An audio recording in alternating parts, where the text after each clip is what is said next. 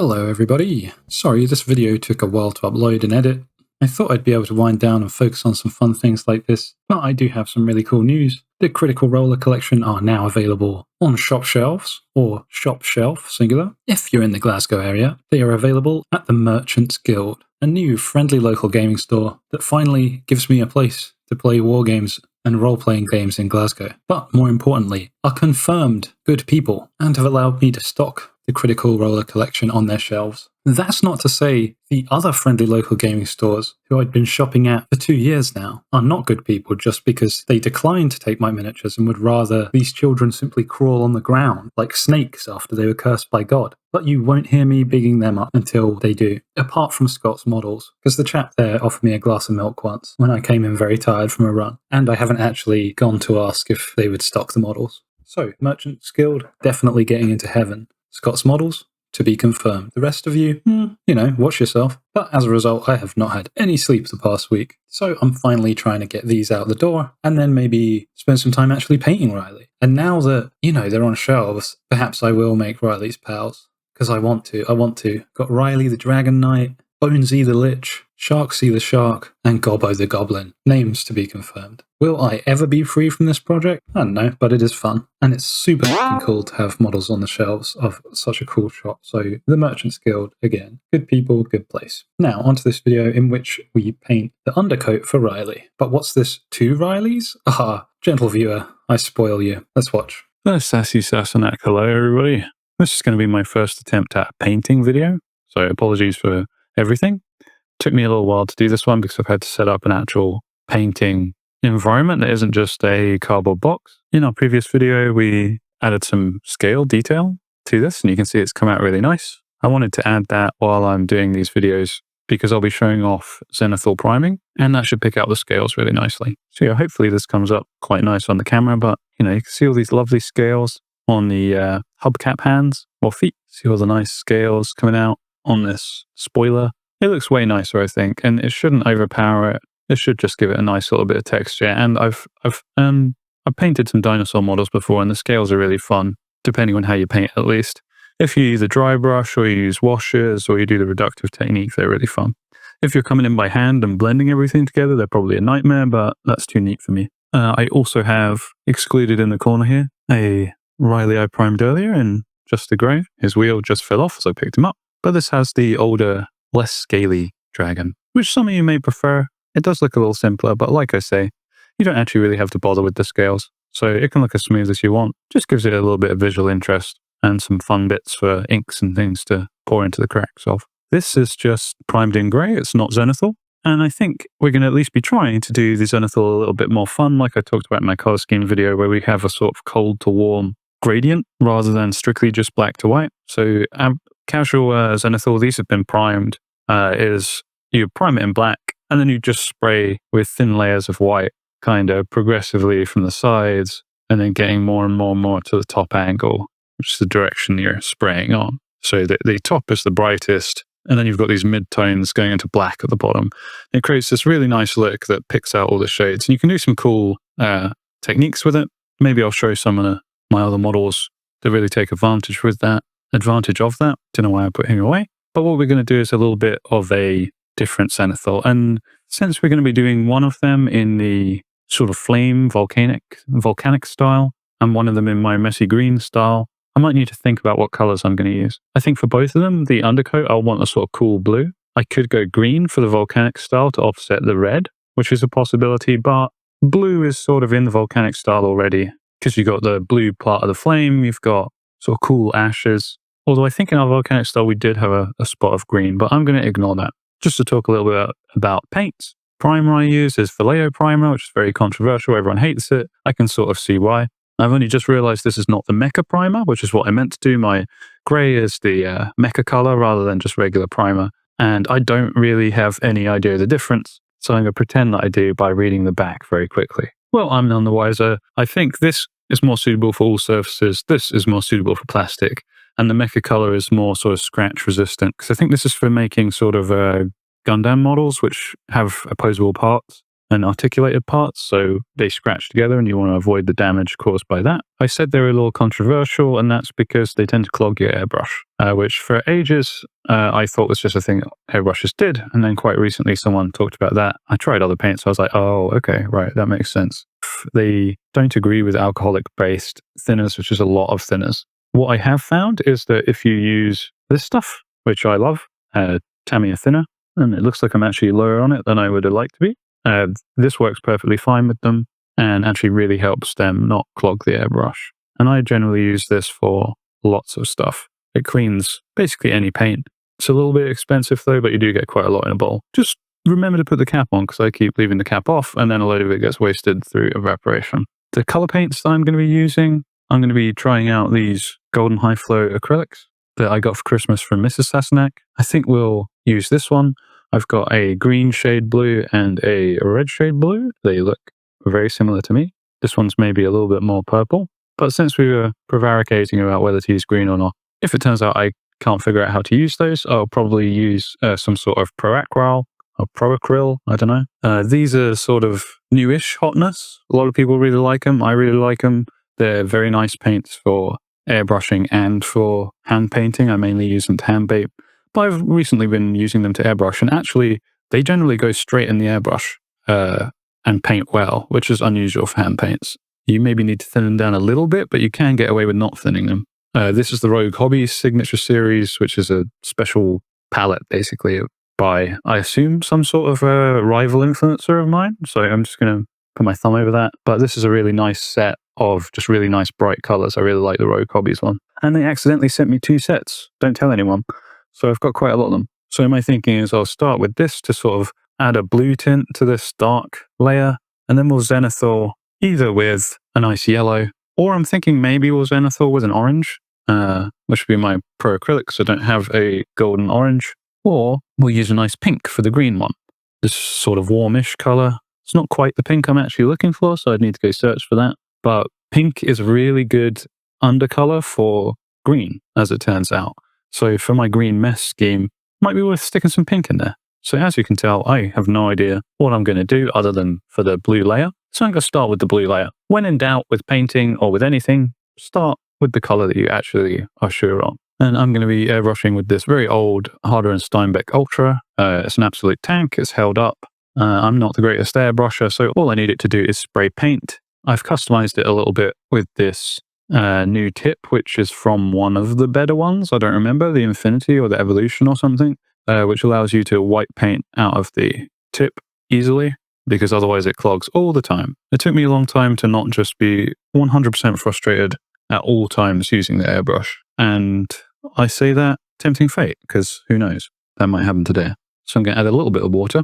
This is my very clean and professional water bottle.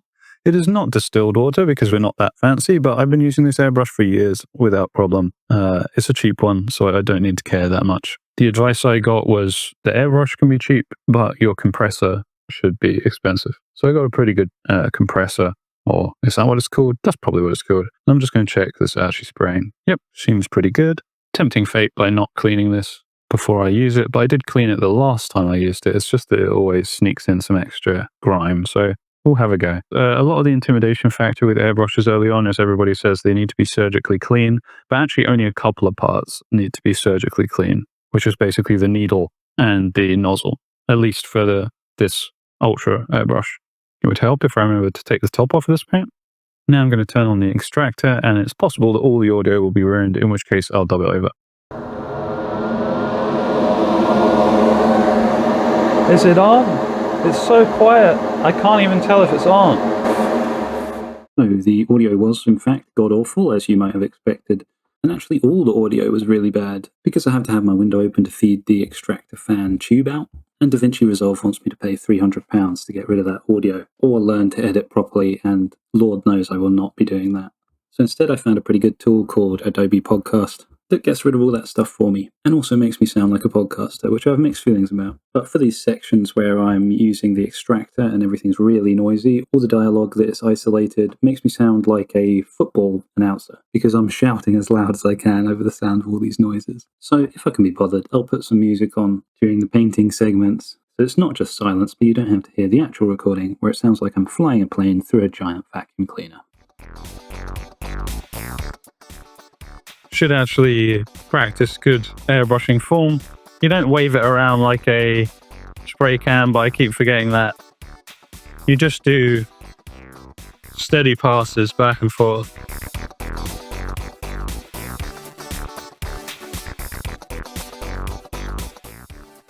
What's also useful is to keep the trigger depressed so that it keeps flowing air and blasting paint out of the airbrush. I think it can also cause dry tip, but this should have a bit better go of it because of the nozzle I've got.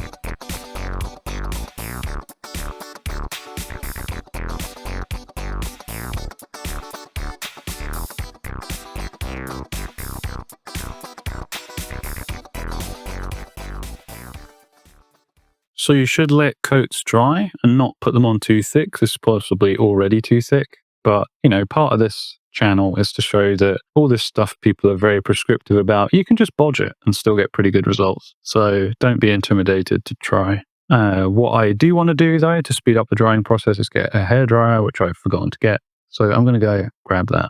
Okay, so we've got a nice hairdryer. This is Mrs. Sassenach's hairdryer. This is why she's never allowed dry hair anymore. But this is one of the big tips, actually, for airbrushing, is have a hairdryer handy. It really, really helps. What you really want to do is just do a couple of thin coats and let them dry. And acrylics actually dry really fast, but you can speed them up even more by using a hairdryer between coats. So that's very helpful. So I'm going to do that.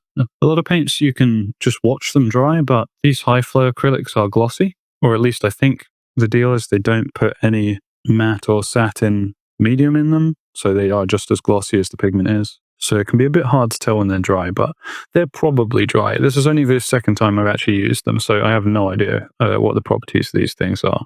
Did that ruin it?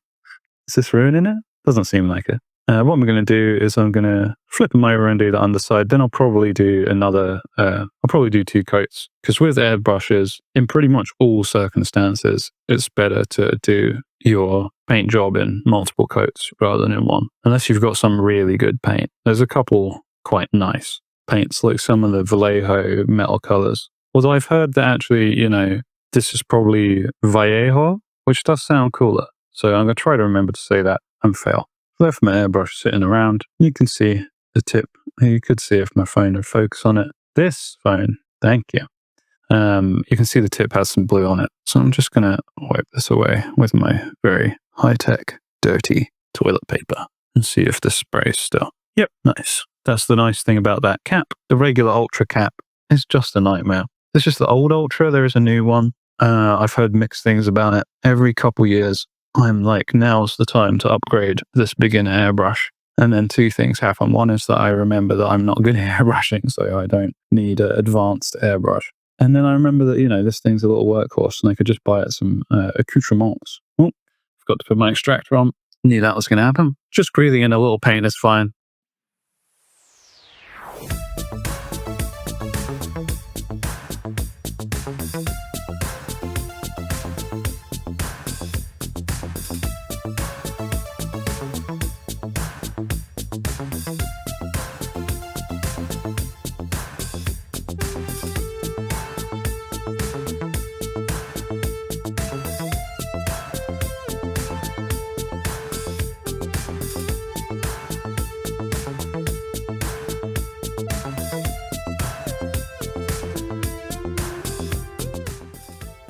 Can do some airbrushing or some hair drying. The audio experience is just really good right now. Between the compressor and the hairdryer and now the extractor fan, I'm so glad I added more noises. Mixing up some new paint. I don't backwash, which is something you can do where you hold this tight and then spray and it'll shoot air into the bowl and mix it, but that makes paint get all up in the mechanisms, so I don't want to do that. It's asking for trouble. You can see at every stage I'm fighting my instinct to just waggle it around like a spray can and failing most of the time.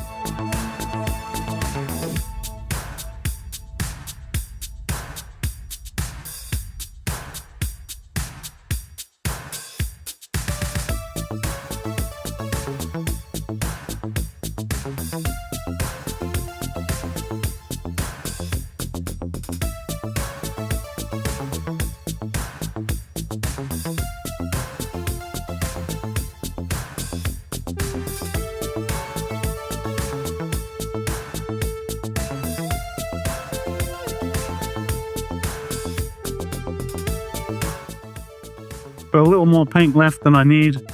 So now what you shouldn't do is spray pigment through the airbrush that you don't need.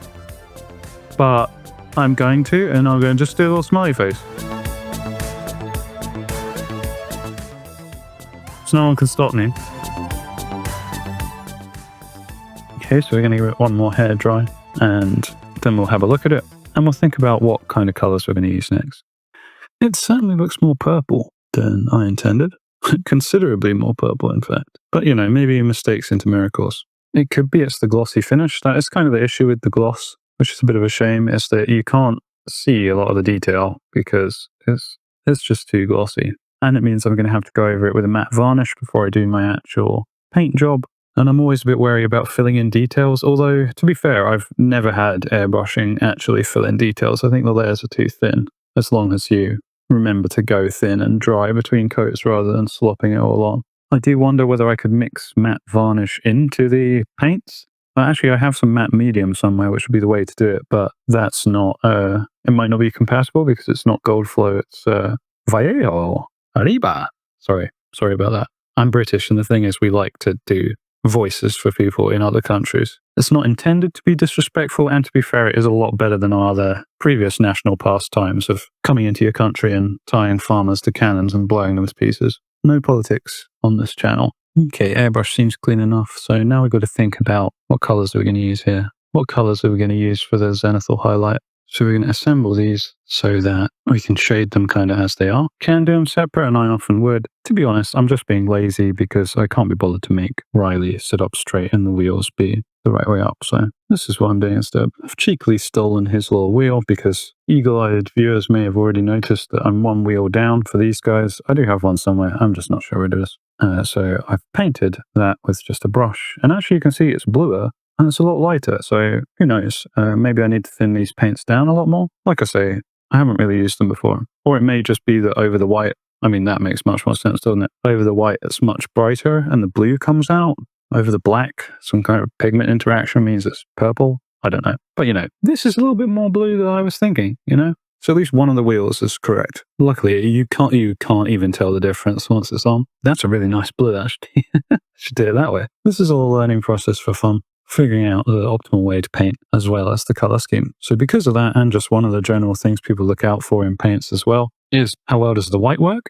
I'm going to do a sort of mini zenithal, mainly focused on the top, not going to touch the sides too much, famous last words, and then I'll tint over the top. Because these paints seem like they work a lot more on over white, but that goes for basically every paint. Black is a nice primer because it gives you a good shadow to begin with. And if you miss any bits, they're just black, so it doesn't show up as much. But white really pops all the colors as an underlayer. Although it can desaturate them as well. It's worth remembering that adding black or white to anything makes it less colorful. So I'm going to thin this down quite a bit because that's what I usually do as white primer. I don't think I've actually used this before. So this is going to be fun. The reason white is known as being tricky is because basically all these paints are different particles suspended in the same solution. And white tends to be bulky, the particles, so it can create this grainy look, and it can also clog up the airbrush quite easy. So a nice smooth white is the sign of some really nice paints. For my money, the best white is Tamiya. I think this might be one that I've added yellow to because I like to do that yellowish zenithal. The issue with Tamiya is that they are lacquer paints. They are flammable, which regular water-based acrylics are not. They're also very toxic, so you've got to wear a mask while you use them, and you've got to thin them with something like this. But they create a very nice smooth white. For my money, if you're doing sort of white zenithals with an airbrush, that's the smoothest way to do it. You can do it okay with acrylic ink as well, but so far that's my experience. I've heard the Pro Aquarelle white is supposed to be good. I haven't really tried that, and I haven't tried this before, so I'm eager to see, how does this hold up. On first glance, it's very bitty, or maybe that's just this rough surface. I'm going to try and mix it a little better with my very patented stir it with the end of a paintbrush method. Really, all these paints are better to pre-mix and then add. Could also be to do with the pressure I'm using. Like I say, I'm not a master airbrusher, so I'm always a bit unsure in situations like this. I tend to use lower pressure for the thinner paints that I have, but I think it can make this particle thing worse. So, said I wouldn't be adding much to the sides, but I blatantly am.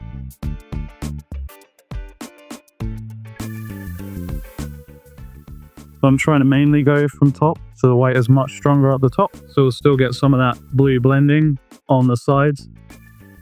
Should take my own advice and dry before I add too much white, otherwise you get it pooling and it'll fill the cracks, which you really don't want with your highlight color. Turning the pressure up a little bit to see if that helps. I think it probably does.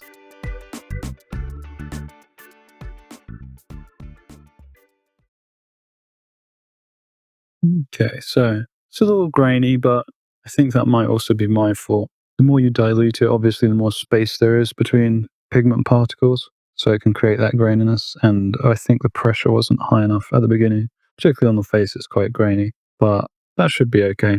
As long as the my coloured zenithal layers kind of smooth that out, should be fine. And to be honest, I'm going to paint over all of this. I always spend a long time making all these nice colour transitions, and then I don't have translucent enough paints to really see it a lot of the time. But it does shade the colours, so it will make a difference. And it's fun. I don't know, it's satisfying. You can see that like the zenithal, it really pops out all the details. If you buy a primed miniature from me, they'll always be zenithaled because it's just a nice way to show off the miniature. So now I'm thinking about colours. I'm sort of thinking of maybe even doing the volcanic one a fire colour. So red to orange to yellow, but that might be too close to the actual scheme. But I could then maybe use that for the armor highlights or the armor details without having to mess things about. You can also see, in the interest of, fully looking at these things. So these are both supported in exactly the same way, printed very close to each other on the same printer. But this claw has not fully printed, and this part of the helmet has not fully printed. So perhaps actually, let's put Wonky Riley with Wonky Wayne. I think the wheelchair is called Wayne, which, as I revealed, I think in the first video, Wayne's a wyvern, not a dragon, but Riley doesn't know that. But these two can be wonky together. And that'll be my green mess scheme, which actually I have a bit better of idea what I'm going to do. So this is all a very high effort approach to doing zenithal. Like I say, easiest way to do zenithal is just two colors. Black and white is very common. If you want to do this cool to light in a much easier way, which I often do with Tamiya colors, I've got this sort of dark and this quite yellowy off-white, and I'll just do them that way. What I'll often actually do is just put blue in black, but I don't seem to have an example of that obviously to hand at the moment. And that way it's just two coats or two colors. It's very easy. But I'm going to do some fun things, I think. So my thinking is it would be fun to have the underlayer of the green be this nice, very bright fluorescent pink from War Paints with a little bit of purple. Thinking maybe I'll continue using these golden flows, so I'll use this magenta and so I'll have a bit of tone there, a tone shift from darker to brighter, or I might use this purple. But first, to preserve the brightness of this, because fluorescent paints in particular, but most bright paints in general, although it does depend on the pigment they're using, won't go on as well over darker colors. So what I'm going to do first, I'm going to spray fluorescent pigment, the bright color, then I'm going to spray a darker color. Then I'll probably go over it again with the bright color, and hopefully that'll be it. I really like War Paints Fanatic line. By the way, if you're getting started painting, get the starting set for War Paints Fanatic. It's by far the best deal, and they're really good paints. It's a really nice sort of success story where originally Army Painter, I think, is the brand, but there was this big push beforehand. Everybody basically just sold Citadel paints, the Warhammer paints, and Army Painter made a big push to get their paints in stock at all these stores, but they were very cheap, but they were renowned for being pretty terrible. Rather than just going, yeah, we're cheap, so we're bad, they've actually made them very high quality now. So now they're cheap and really good, and I would rate them above Warhammer paints, to be honest. It's been a long time since I bought any Warhammer paints, mainly because of the bottles. There's this whole thing about, do I even have any tubs? Yes. Apparently I have some technical The technicals are okay. I haven't used this in a long time, as you can see from it being completely wrecked.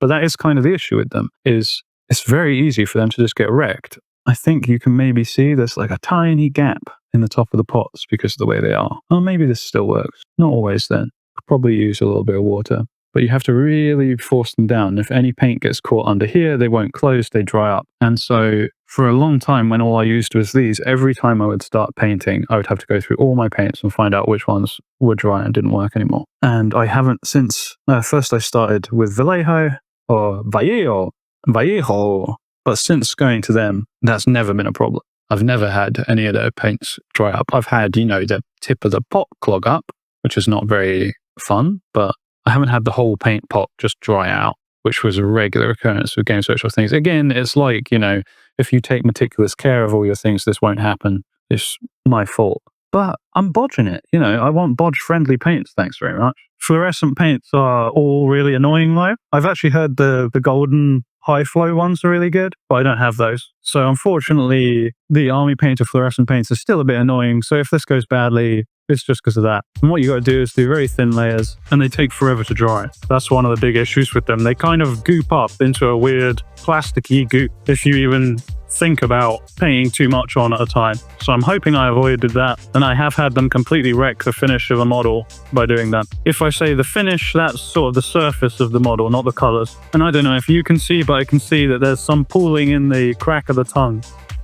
Hair drying it until that goes away, or until I lose patience and do it anyway. It's a battle of wills. The fluorescent paint won. I've lost the battle of wills. I'm just going to do it again. This definitely isn't safe to touch, but we're bodging it. But hopefully you can see, this is why I like the fluorescence. It's so bright, really catches the eye, and I particularly like fluorescent pink, I got to admit. I have a cool scheme that maybe I'll show at some point that is like fluorescent pink at the bottom, fluorescent yellow at the top, like a shade. It just has this really nice like sunset look. It looks great. Oh, this is the other pink I like. Turns out I just lost it also from Rogue Hobbies series, but as again, rival influencer. It's not quite the color I want. I keep buying purples when I'm in a shop and it's never quite the right shade. What I actually want is something similar to this, which I'm running out of. Now I need to make a choice. This or this. Or this or this. Too many choices. I'm not very good at thinning these for airbrushes. Like I say, you should be thinning these in a little pot rather than just pouring them into the bowl and hoping life finds a way. And I'm running out of space on my phone, so it's all coming to a head.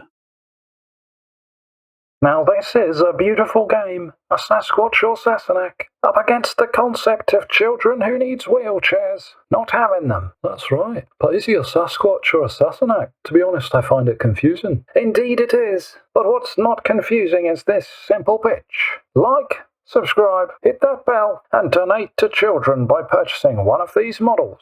I've heard the wheels roll and everything. Oh, see, when you said a simple pitch, I thought you were talking about this grass pitch in front of us being too simple. If you were, I'd agree with you. They could use some lava and spikes. Then, you don't agree with the pitch to donate to children who need wheelchairs? Nah, I agree with that and all. He's a good lad who means well. Cracking! So viewer, strike out and pick up a mini from the link in the description. And then, you know what we football aficionados say. Together as a team, let's put a goal ball in the net hole.